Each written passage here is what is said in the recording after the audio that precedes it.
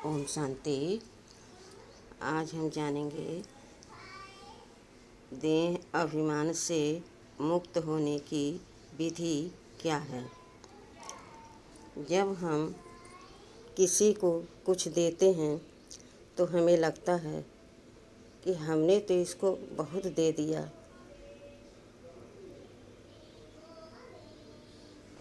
जब हम किसी से कुछ बोलते हैं, समझ देते हैं, तो लगता है हमने तो इसको बहुत बार समझाया। जब हम कुछ किसी के बारे में सोचते हैं, संकल्प करते हैं, तो हम समझते हैं हमने तो इसके बारे में हमेशा ही शुभ सोचा है, लेकिन जो हमने दिया ये कभी लौटा कर देने का सोचता ही नहीं, ख्याल ही नहीं करता। जो हमने इससे प्यार भरे मधुर शब्द बोले, उसका उत्तर कभी भी प्यार से ये देता ही नहीं, जैसे कि प्यार का भाषा ही नहीं समझता। जब हम इसके बारे में संकल्प करते हैं तो इसको महसूस ही नहीं होता कि आखिर इतने सुंदर, इतने प्यारे, इतने मधुर शब्द बिना संकल्प के तो यह हमारे लिए बोलेंगे नहीं, विचार ही नहीं करता। यह सब क्या है कि मैंने जो दिया, मैंने जो किया, मैंने जो सोचा, मैंने जो बोला, वो और कोई कर ही नहीं सकता। जो हूँ सो मैं हूँ, और जो मेरे पास है वैसा किसी के पास नहीं है। न धन है, न बोल है, न संकल्प है।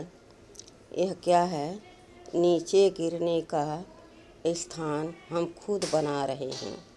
हमारी मनसा जो है एकदम डल होती जा रही, नेगेटिव एकदम उसका लाइन बनती जा रही है। कभी ऊंचा उठने का हमने संकल्प ही नहीं किया। अरे, कहा जाता है कि नेकी कर दरिया में डाल, और उस समय अपने मन को चेक करो कि तुम कितने हल्के और कितने शांत और कितने संतुष्ट महसूस करोगे कि मैंने आज किसी को कुछ सुख दिया। मगर मैंने दिया यह भाव आया तो वह तुम्हारा भाव नेगेटिव में चला जाएगा, अर्थात देह भान बनता जाएगा। नेकी कर दरिया में डाल, इसका यही अर्थ है कि मैंने कुछ किया ही नहीं, जो किया सो भगवान ने किया। मैं तो केवल निमित्त मात्र हूँ। चाहे अज्ञान में भी यही बात कहा गया है कि नेकी कर दरिया में डाल। जो कुछ है प्रभु का है, उनका ही गुणगान करो, और जो तुम्हारे पास है किसी के पास नहीं है, उनको आवश्यकता है तो उनको तुम दे दो। यह न करो कि मैंने उनके ऊपर हमने उपकार किया। अगर ऐसा सोचा तो फिर तुम किसी पर उपकार करने लायक नहीं रह जाओगे। कोई समय ऐसा आएगा कि तुम किसी के मोहताज बन जाओगे। इसलिए जो कुछ किया वो हमने निमित्त मात्र देखने भर के लिए किया। सब कुछ किया किसने? भगवान ने। दिया किसने? भगवान ने। मेरे इतने अच्छे बोल, सोच, संकल्प किसने बनाए? बाबा ने। क्यों? क्योंकि बाबा के श्रीमत का हम पालन करते हैं। बाबा के श्रीमत पर हम चल करके जो बाबा कहते हैं वही हम बोलते हैं, वही कर्म करते हैं, और वही हम दूसरों को देते हैं। लेकिन मेरा क्या? मेरा कुछ है? जब निराकार मैं आत्मा परम पिता परमात्मा की संतान हूँ और उन्होंने यह शरीर मुझे दिया, तो फिर मेरा क्या हुआ? मैं खुद अपना नहीं हूँ। मैं परम पिता परमात्मा की हूँ। तो जो यहाँ स्थूल धन या सूक्ष्म धन है, दोनों का मालिक कौन है? भगवान है। करता धरता वो है, तो हम मालिक कहाँ से बन गए? यह चेक करना पड़ेगा कि कहीं मेरे कर्म, बोल, सोच, संकल्प हमें गिरा तो नहीं रहे हैं। मेरा पुरुषार्थ बर्बाद तो नहीं होता जा रहा। पुरुषार्थ तो मैं कर रहा हूँ, लेकिन कैसे? मैंने किया, मैंने दिया, मैंने समझाया। तो मैं कहाँ से आया? दो मैं हैं। एक तो मैं बाबा की हूँ और दूसरा मैं हूँ। जहाँ मैं हूँ वहाँ मेरा कोई मालिक नहीं, कोई गाइड नहीं, तो हमारा रास्ता कैसे ठीक रहेगा? इसलिए सब कुछ बाबा के हवाले करके अपने आप को हल्का कर दो। बाबा ने कहा, बच्चे देखो, यह समय बहुत अमूल्य है। इस समय में जो कुछ भी तुम करोगे, सेकंड बाय सेकंड अपना संकल्प अगर किसी में लगाया, देह भान आया, तो वह तुम्हारी कमाई व्यर्थ में जाएगी, अर्थात पाप के खाते में जाएगी। वही अगर तुम बाबा को समर्पण कर दो और तुम कार्य करो और यह भाव रखो कि मेरा कुछ नहीं, मैं बाबा की हूँ और सब कुछ बाबा करा रहा है, तो तुम्हें देह भान से मुक्ति मिल जाएगी। लेकिन यह क्रम इस देह में रहते हुए ख़त्म नहीं होगा। जब तक यह जीवन है तब तक बाबा के श्रीमत का पालन करना है, ज्ञान अमृत पीना है और सबको अपना सुख का अनुभव सुनाना है। सुख किसमें है? जब हम खुद को यह सोचते हैं कि मेरा कुछ नहीं, तो मेरा मान भी नहीं। जहाँ मान आया वहाँ समझ लो कि पीछे से अपमान मेरे पास आकर के मेरे में टच कर दिया, मेरे मन बुद्धि को खराब कर दिया। अरे तुम यह क्या सोच रहे हो? तुम नहीं कर रहे हो तो कौन कर रहा है? अब वहाँ से यहाँ ज्ञान सुनाने आए हो, इतना अपने घर से दान कर रहे हो, इतनी मेहनत कर रहे हो और कह रहे हो कि मैं कुछ नहीं कर रहा हूँ। यह बोल, यह सोच, यह संकल्प ही तुम्हें देह भान में जकड़ रखा है। और छूटेगा कब? जब तुम्हें यह ख्याल होगा कि मैं नहीं हूँ, मैं बाबा की हूँ, तब तुम्हें इस देह से और इस दुनिया से वैराग आएगा कि यह सब कुछ मेरा नहीं, सब कुछ भगवान का है। मैं तो सेवाधारी हूँ, निमित्त हूँ, करन करावनहार करा रहा है ना। इस तरह से हमें अपने देह भान को तोड़ना है। मैंने कहा कि बाबा ने हमको यह सेवा दी, मैंने हर्षो उल्लास से वह सेवा की, बहुत मेहनत किया हमने, तब ये सफलता मिली है। बहुत लोगों को ज्ञान सुनाया मैंने, रात को मैंने नींद भी नहीं की, यही चिंतन चलता रहा कि मुझे वहाँ ज्ञान सुनाना है। तो सूक्ष्म में यह देह भान तुम्हारे पास हमेशा रहता है, जो तुम्हें आगे बढ़ने में रुकावट डालता है। कैसे? जब तुम्हें बाबा ने सेवा दी तो तुम तो केवल निमित्त मात्र हो,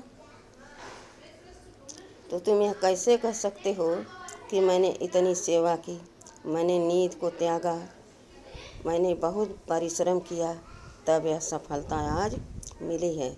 नहीं।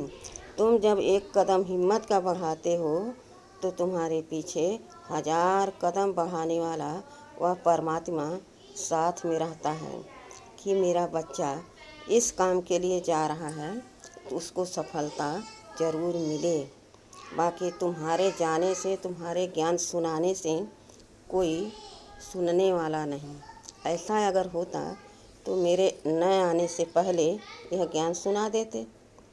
जब यह ज्ञान किसी में नहीं है तो कोई सुना कैसे सकता, उसका मालिक कोई बन कैसे सकता। मैंने कहा कि तुम जाओ ये ज्ञान सुना आओ, तो तुम उतने ही के हकदार हो। यह नहीं कह सकते हो कि मेहनत किया हमने, समय दिया हमने, तुमने नहीं दिया। तुम्हारी भाग्य बनाने के लिए बाबा ने तुम्हें चुना। तुम्हें यही रोज़ रोज़ डायरेक्शन देते हैं कि बच्चे सेवा करो तो मेवा पाओगे। कहा गया है ना कि चढ़े तो चाखे बैकुंठ रस और गिरे तो चकनाचूर। तो जब बाबा ने जिसको चुन लिया और बाबा के श्रीमत का पालन किया तो वो तो बैकुंठ पर रस लेगा ही, सतयुग में जाएगा ही, राजा रानी बनेगा ही, उसमें संशय नहीं है। लेकिन अपना कर्तापन भूल जाओ। अब देखो, इस ज्ञान को सुनने समझने के लिए बहुत लोग आते हैं, लेकिन निकलते हैं कोटों में कोई। फिर कोई में कोई इस ज्ञान को समझ पाता है। जो समझता है वो है अर्जुन। अर्जुन माना ज्ञान को अर्चन करना। जो ज्ञान के ओटे समझे वो अर्जुन। और वो अभिमन्यु जो ज्ञान सुन रहा, समझ रहा। सुना ना कि अभिमन्यु को ज्ञान सुना रहे थे और उनकी माता सुन रही थी और नींद में आ गई।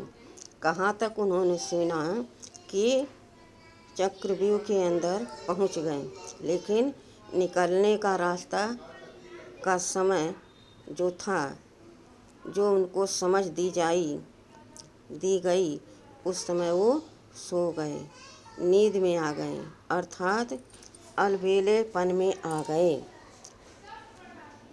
वरना तो आत्मा सब जगह सचेतन है, लेकिन जब माँ सो गई तो बच्चा भी सो गया, इसलिए उस ज्ञान को धारण नहीं कर पाया और अंदर ही रह गया।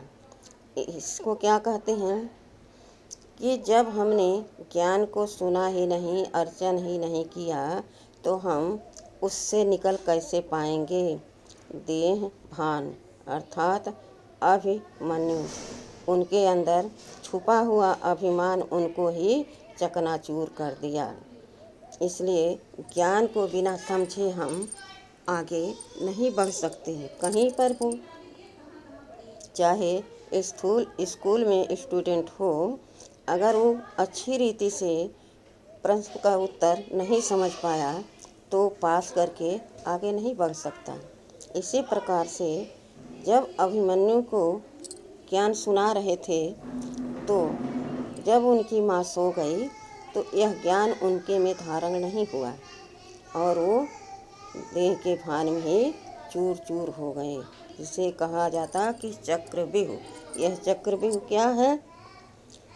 यह कर्मों का ही एक फल है, जिसको हम कहते हैं अभिमान।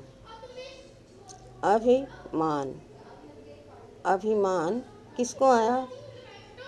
मन को। अभिमन्यु माना मन को अभिमान आया और वो उससे बाहर नहीं निकल पाया। फिर क्या हुआ? उसी में फंस के खत्म हो गए। तो हमें अपने देह भान से मुक्त होना है, और यह मुक्त होना इतना आसान नहीं है। हम मोटे मोटे कर्मों को कहते हैं कि मैंने देखो कुछ गलती नहीं की, आज तो मुझे कुछ नज़र ही नहीं आ रहा कि मैंने कौन सी गलती की है, फिर भी मेरा मन आज खुश नहीं है। उदास है, पता नहीं क्यों खोया है। मतलब कुछ अच्छा नहीं लग रहा है। इसका मतलब खुशी मेरी गुम हो गई। क्यों? क्योंकि हमने खुशी का कोई काम ही नहीं किया। किसी को सुबह सुबह हमने खुश कर दिया तो मेरा मन पहले खुश हो गया। अगर किसी को उठते उठते मैंने खरी खोटी सुना दिया तो पहले मन किसका दुखी होता है? अपना। वो तो सुन लिया, तुरंत उसको भूल भी गया, लेकिन हमें सारा दिन सारी रात मानो कितने समय के लिए यह बात परेशान करती रहती है। उल्टा क्या कहती है? खामा सुबह सुबह इसको देखते ही मेरा मन खराब हो गया। इसके कर्म से मैं बहुत दुखी हो गई जो मुझे बोलना पड़ा। अब वो यह नहीं कहती कि इसको बोलने से, इसको खरी खोटी सुनाने से मेरा मन भी अशांत हो गया, खराब हो गया। इसकी पहचान करने के लिए आत्मा में शक्ति नहीं है। क्यों? लेप लग गया है। जन्म बाई जन्म लेते लेते लेप लग गया है। अपने अंदर की कमी दिखाई नहीं देती और बाहर की यानी दूसरों की कमी देखने की हमेशा इच्छा भी होती है अंदर से। देखें क्या कर रहे हैं ये, कुछ गलत तो नहीं कर रहे हैं, किसी की बात तो नहीं कर रहे हैं, कुछ रख तो नहीं रहे हैं छुपा के। ये सब मेरे मन में द्वंद्व चलता रहता है, जिसके कारण मेरा मन खुश नहीं रह पाता, प्रसन्न नहीं रह पाता। तो हमें क्या करना चाहिए? हमें मोटे मोटे जो रस्सों की तरह विकार हैं उनको नहीं देखना है। क्योंकि हम कहते हैं, हमें लगता है कि हमने सारे विकार भस्म कर दिए। कैसे कर दिए भाई? जब तुम निरंतर बाबा की याद में नहीं रह पा रहे हो, किसी को खुशी नहीं दे पा रहे हो, जो कर रहे हो तो कर्तापन तुम खुद ही बन जा रहे हो, तो कैसे तुम्हारे विकर्म भस्म हो गए? सामने से तुमने किसी को गाली नहीं दिया, किसी का कोई वस्तु छीन के नहीं लिया, किसी से लड़ाई झगड़ा नहीं किया, लेकिन अंदर मन में द्वंद्व चलता रहता है। अरे कौन उनसे बोलने जाए भैया? अगर उनके मुंह पर कह दो ये बात तो वो लड़ाई पर तैयार हो जाते हैं। तो मन तुम्हारा कहाँ सत्कर्म कर रहा है, कहाँ सत बोल सोच रहा, कर्म सोच रहा है, और खुशी तुम्हें कहाँ से मिलेगी? इसलिए हमें चेक करना चाहिए कि सूक्ष्म में हमारे अभी कितने विकर्म बचे हुए हैं। जब तक तुम्हारा सूक्ष्म विकार है तब तक तुम्हारे पुण्य के खाते बन नहीं सकते। क्यों? कि तुम जो कर्म करते हो, सोचते हो हम बहुत अच्छा कर रहे हैं, अब वो न करें, वो न समझें तो हम क्या करें? तो यहीं पर तो तुम कमज़ोर हो गए। जो शक्तिशाली होता है वही किसी पर विजय पाता है, न कि कमज़ोर। अरे भाई हमने किया, उसने सुना, उसने देखा, वो भी करेगा, आज नहीं तो कल करेगा ही, कहाँ जाएगा? अरे नहीं कर पाया, वो भी मेरा भाई है, तो धीरे धीरे सीख जाएगा। शुभ भावना, जैसे शुभ कामना कर रहे हो ऐसे शुभ भावना भी रखो, तो इससे उसका भी विकर्म विनाश होगा, उसको भी दुआ मिलेगी और तुम्हारे भी विकर्म विनाश होते जाएंगे। तब तुम आगे बढ़ पाओगे। बाबा ने कहा तुम अपने हाथ में लाना उठाओ कि मैं सब कुछ करता हूँ। दादियों ने कितना किया, सब कुछ बना बनाया बन गया, तब तुम आकर के यज्ञ में भाग लिए हो। अब तुम्हें क्या करना है? केवल तुम्हें उन राहों पर चलना है जिन राहों पर दादियों ने चला। लेकिन कितनी मेहनत उन्होंने किया, कभी किसी से शिकायत नहीं किया कि भाई इस ज्ञान में तो 24 घंटे काम रहता है। कहीं योग कराना, कहीं मुरली सुनाना, कहीं क्लास चलाना, कहीं मेडिटेशन कराना, कहीं भोजन का, कहीं और बहुत सारे तब काम होते थे ना। सब हाथ से काम होते थे। अब तो सबके लिए मशीनें बन गई हैं। जब 400 लोग थे तो भोजन कैसे बनता था? बाबा खुद कंडा बनाते थे। तब बच्चे कहते थे, बाबा आप क्यों बना रहे हो? हम बना रहे हैं। पहले बाबा खुद वो काम करते थे तो उनको देखकर बच्चे भी करते थे। अब तुम जब आए हो तो कितनी सुविधा हो गई है। इस सुविधा से तुम्हें कितनी जल्दी अपने विकर्मों को विनाश कर देना चाहिए, अर्थात शुभ सोच सोच करके हर कर्म करते चलो, बाबा को याद करते रहो, तो देखो कितने जल्दी तुम चेंज हो जाओगे। चेंज करने की विधि तो बता ही दी गई है कि अपने आप को चेक करो, वो भी मोटे मोटे विकारों को नहीं, जो सूक्ष्म है, जिसको तुम समझ नहीं पाते हो। तो जब तुम समझ नहीं पाते हो तो तुम्हारे चेहरे की झलक धूमिल हो जाती है, खुश ही नहीं रहता तुम्हारा शक्ल, तुम्हारा चेहरा। तो तभी तुम समझ लो कि मेरे अंदर कोई सूक्ष्म विकार है जो मुझे खुश रहने नहीं दे रहा, मुझे आगे बढ़ने नहीं दे रहा। ये दोनों चीज़ तो स्पष्ट दिखाई देगा, केवल तुम थोड़ी सी गहराई में चले जाओ और चेक करो। मोटे मोटे तो सब जानते हैं, सब कर लेते हैं, लेकिन जो सूक्ष्म में सब कुछ खत्म कर दे वही तो नंबरवार है। बाबा ने तो कहा ना कि नंबरवार यहाँ पद मिलते हैं। तो जैसा जिसको बनना चाहो, जिसको जो अच्छा लगता है उस अनुसार पुरुषार्थ करना पड़ेगा, तभी आप महान बन जाओगे और देव पद को प्राप्त करोगे। तुम क्या हो? देवता हो। 63 जन्मों से क्या था? तुम्हारे अंदर यही भाव था ना। हमको किसी ने प्यार से बोला नहीं, किसी ने कुछ दिया नहीं, पता नहीं कितना हम करते हैं, फिर भी कोई खुशी से नहीं बात करता है। इसके पीछे क्या कारण है? कारण को निवारण में परिवर्तन करो, तभी तुम्हारी सफलता तुम्हारे हाथ में आएगी। अगर चेक नहीं कर पाया, कारण को निवारण में नहीं बदल पाया, तो तुम जहाँ के तहाँ रह जाओगे। तुम्हारा ज्ञान में आना, ज्ञान सुनना, पुरुषार्थ करना, सब कुछ मिट्टी में मिल जाएगा। अंत में तुम आओगे सतयुग में, लेकिन पद तुम्हारा कम रहेगा। तो तुम्हें अच्छा लगेगा? कोई महाराजा हो और कोई राजा हो, तो लोग जब देखेंगे सुनेंगे तो कहेंगे ना, वो राजा हैं और वो महाराजा हैं। तो कैसा लगेगा? थोड़ा सा तो कम लगेगा ना। भले ईर्ष्या नहीं होगी, दुख नहीं होगा, लेकिन समझ में तो आता है कि हाँ मैं ये हूँ और वो है। इसलिए अपने आप को चेक करते रहो।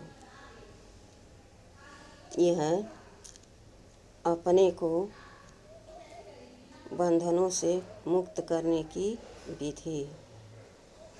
बाबा ने कहा, बच्चे देखो,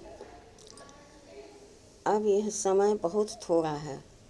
अब इसमें अगर गफलत करोगे तो फिर मेहनत भी करोगे और अंत में तुम्हारा पद भी कम हो जाएगा, केवल तुम्हारे अंदर सूक्ष्म विकारों के कारण। अगर उस सूक्ष्म विकर्मों को चेक कर लिया, भस्म कर दिया, तो तुम पेवर बन जाओगे, तो शक्तिशाली बन जाओगे। तो तुम्हें कोई भी नेगेटिव एनर्जी दिखा नहीं सकती अपना प्रभाव। वह खुद तुम्हारे प्रभाव में आ जाएगी। जो व्यक्ति तुम्हारे सामने आएगा, तुम्हारे चेहरे से, तुम्हारे बोल से वह खुद परिवर्तित हो जाएगा और तुम्हारी यह रूहानी सात्विक दृष्टि, दैवी दृष्टि पड़ने से वह चेंज हो जाएगा। तो तुम क्या हो गए? दाता हो गए ना। तुमने दिया कुछ नहीं, तुम्हारे पास जो था वो आपे ही निकल रहा है। देखना तो स्वाभाविक है, जो आएगा तुम्हारे सामने उसको देखोगे, लेकिन किस नेत्र से देख रहे हो? तीसरे नेत्र से। अरे वाह, मैं आत्मा हूँ और मेरे सामने भी एक आत्मा है। मैंने उसको दृष्टि दी, मतलब उसको देखा और हमारे दृष्टि पड़ने से उसके स्वभाव चेंज हो गए। अब धीरे धीरे उसके संस्कार बदलने लगे। तो ये क्या हो गया? देने वाला हो गया ना। सूक्ष्म धन दिया तुमने तो वो थोड़ी देर में खर्च हो गया और उससे कुछ परिवर्तन नहीं हुआ। लेकिन तुमने अविनाशी धन दिया तो क्या हुआ? वो चेंज तो हो गया और पावरफुल धनी भी हो गया, क्योंकि उसके स्वभाव संस्कार भी आपके दृष्टि वृत्ति बोल से बदल गया। तो तुम कितने श्रेष्ठ हो, कितने सौभाग्यशाली हो कि किसी को परिवर्तन कर सकते हो। इसी तरह से घर में भी, घर में तो सुबह शाम रात जब देखो तब मन का द्वंद्व चलता ही रहता है। किसी किसी घर में तो मानो कि जैसे शमशान का घर हो, किसी से कोई बात नहीं करता। अगर बात किया तो दृष्टि ऐसी टेढ़ी चढ़ी हुई है, बोल ऐसे कटु वचन हैं जो कि सुनने की इच्छा नहीं होती। लेकिन आपकी बोल, आपकी दृष्टि, आपका संकल्प ऐसा शक्तिशाली, ऐसा पेवर कि सामने वाला आए ही कि आए और बदल जाए और आपके ही वो कदमों पर चलने का संकल्प कर ले, तो उसका भी तो बेड़ा पार हो गया। कितने दानी हो तुम, जिसे कहते हैं दानी दानी महादानी। दाता के बच्चे हो तो दाता ही तो बनोगे। भिखारी किसे कहते हैं? जिसके पास कुछ नहीं होता, स्थूल धन में, स्थूल व्यक्ति में, सब में मस्त रहता है और हरदम यही गाना गाता है, मैंने इतना दिया, मैंने इतना किया, मैंने इससे बोला, लेकिन इसने कभी मेरे बोल का कद्र ही नहीं किया। तो कहने की ज़रूरत थोड़ी पड़ती है। उसने नहीं किया तो तुम अब पलट के क्या दे रहे हो? वही तो दे रहे हो। उसने नहीं किया तो तुमने कहाँ किया? अरे भाई, उसके पास वो धन नहीं है तो कहाँ से दे सकता है? तुम्हारे पास तो हर रोज़ तुम्हारी भंडारी भरी जा रही है। बाबा रोज़ रोज़ तुम्हें सद्गुणों से भर रहे हैं, ज्ञान से नहला रहे हैं, लक्ष्य से तुम्हारे आत्मा की सफाई कर रहे हैं। तो पेवर तो तुम ही बनोगे ना। अब तुम्हारा यह कर्म है कि जो तुम्हें शिक्षा भगवान ने दिया उसको तुम बांटो, सबको दो, सबको चेंज करो, सबको अपना बनाओ। तो जो अपना होता है उससे कोई शिकायत नहीं होती है।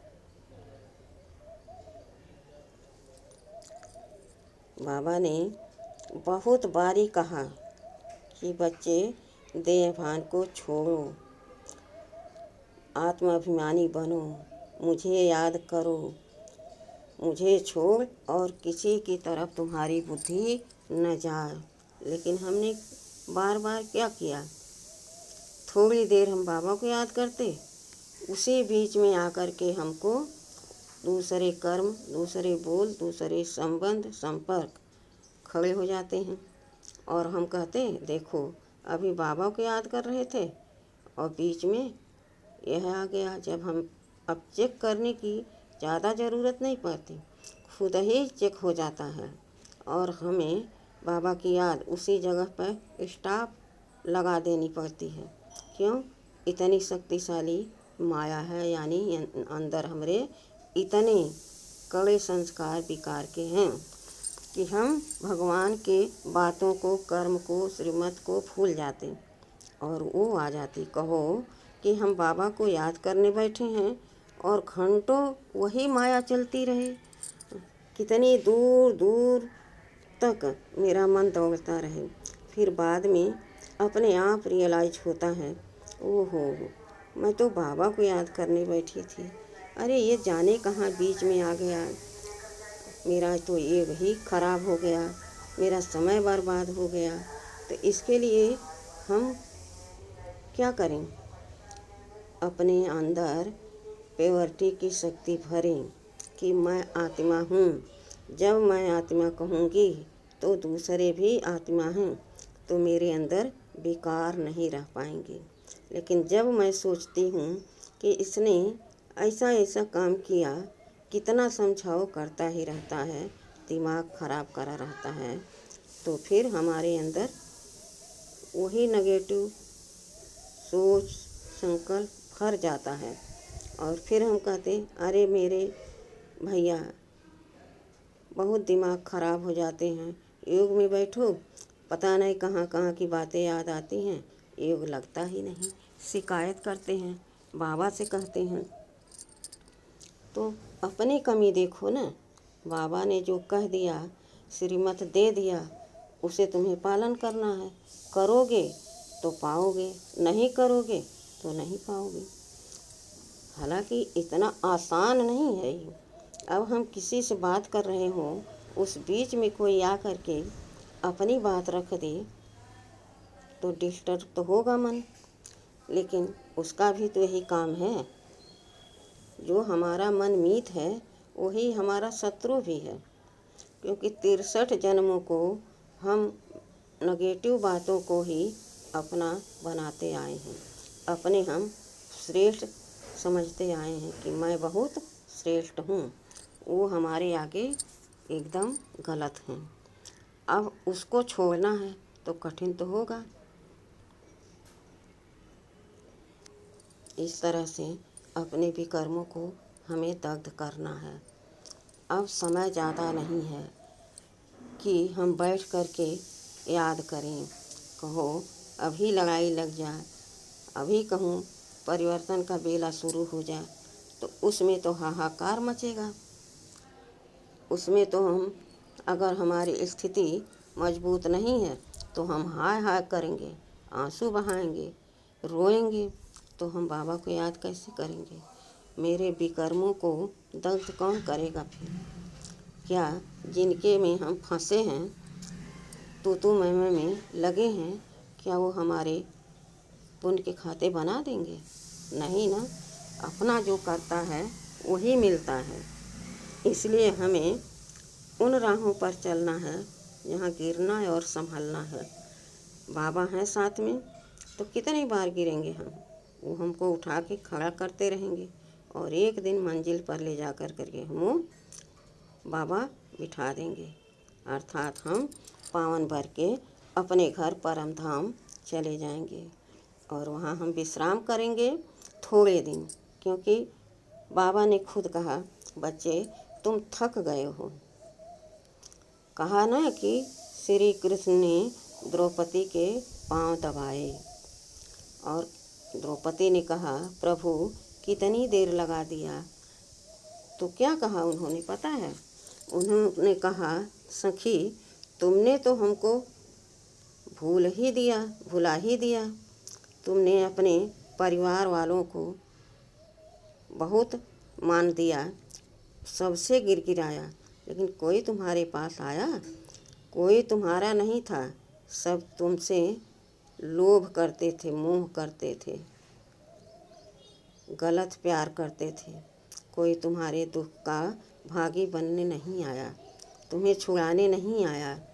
लेकिन तुमने हमको एक बार पुकारा, मैं दौड़े दौड़े चला आया। कोई बात नहीं, अब देखो मैं तुमको उन राक्षसों के चंगुल से छुड़ा भी दिया और तुम्हारे वस्त्र भी भर दिए और तुम्हें फिर से सतमार्ग पर चलने का हिम्मत भी दे दिया। और क्या चाहिए। इस तरह से बाबा ने कहा, बच्चे तुम थक गए हो तो तुम थोड़ा अपने घर में विश्राम करोगे तो हम भी साथ में रहेंगे और विश्राम भी तुम्हारा हो जाएगा। फिर तुम अपनी राजधानी में आ जाओगे।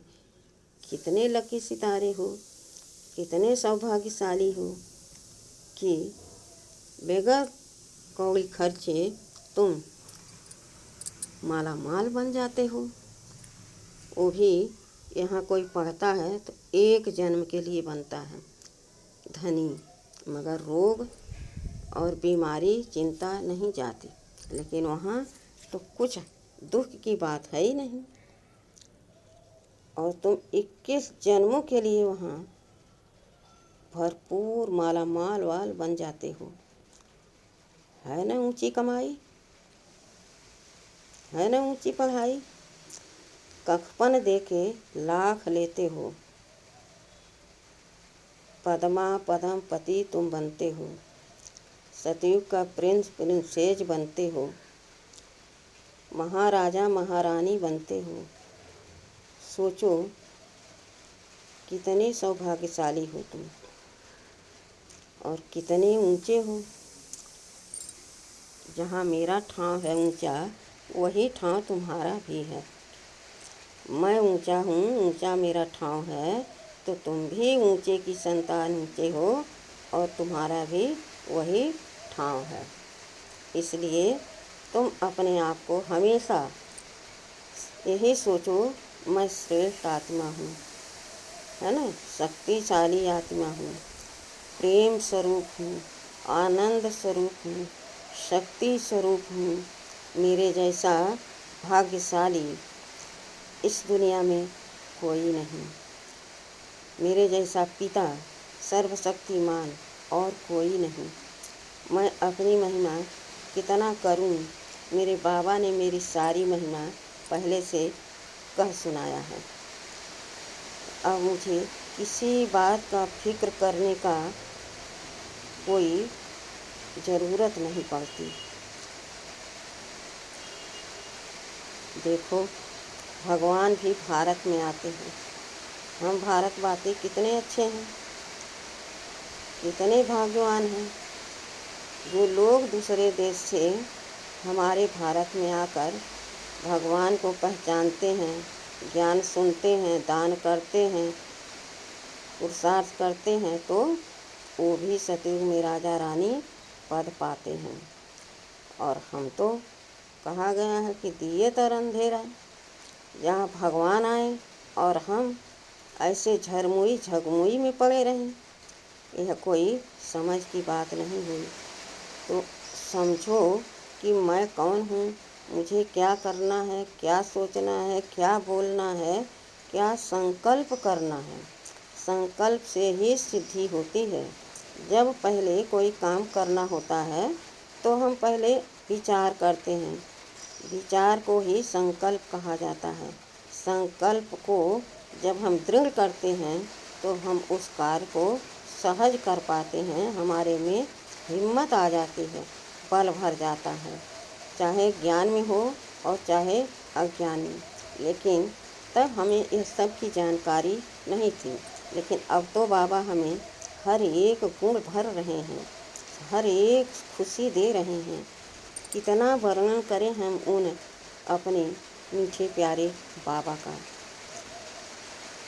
तो चेक करें और उसको परिवर्तन करें, आगे बढ़ें, दूसरों को आगे बढ़ाने की हिम्मत रखें, शुभ भावना शुभ कामना रखें, सबको अपनी दुआएं देते चलें, दुआएं लेते चलें। बाबा का यही चाहना है। और हमें सभी ब्राह्मणों भाई बहनों का भी यही एक इच्छा, यही एक आस होनी चाहिए। तभी एक घर, एक परिवार, एक राज्य बनेगा। परिवार तो बन गया, राज बनना अभी बाकी है, बन रहा है, तो वो भी शुभ संकल्पों से बन जाएगा। ढहता कहाँ है, कोई भी सफलता कहाँ नहीं मिलती है, जहाँ हमारे संकल्प विकल्प में परिवर्तन होते रहते हैं। होगा नहीं होगा, कर पाएंगे नहीं कर पाएंगे, कोई मदद करेगा नहीं करेगा, तो यह सब यहाँ सोचने का तो कोई चांस ही नहीं है। यहाँ जब सर्वशक्तिमान करने कराने वाला हमारे साथ है और हमारा परिवार इतना सुंदर है, ईश्वरीय परिवार है। यह ऐसा परिवार नहीं है कि लोभ मोह के कारण हमने संबंध जोड़ लिया। यहाँ सच्चा और अच्छा प्यारा संबंध भगवान ने खुद चुन करके बनाया है और एक परिवार बनाया है। तो हमें कितना एक दूसरे का ख्याल रखना चाहिए। तो अपने श्रेष्ठ संकल्पों को जब हम ऊंची उड़ान भर के उड़ने देंगे, तभी हम दूसरों को उड़ा पाएंगे। अर्थात जब अपने मनोवृत्ति में हम जरा सा भी कहीं दूसरे के प्रति गलत विचार नहीं करेंगे, तो समझ लो कि मेरा मन अब एकदम साफ है। जब हम किसी के बारे में कुछ भी सोचते हैं, तो वह वहीं पर मेरा मन दाग लग जाता है, मेरे मन में अशांति आ जाती है। खुशी तभी होगी जब हम एक दूसरे को सहयोग देंगे। खुद निर्लेप रहेंगे कि मैंने नहीं किया, बाबा ने किया। मैं केवल इस शरीर से दिख रहा था, इन हाथों से किया, लेकिन ये देह भी मेरी नहीं है। अच्छा, ओम शांति।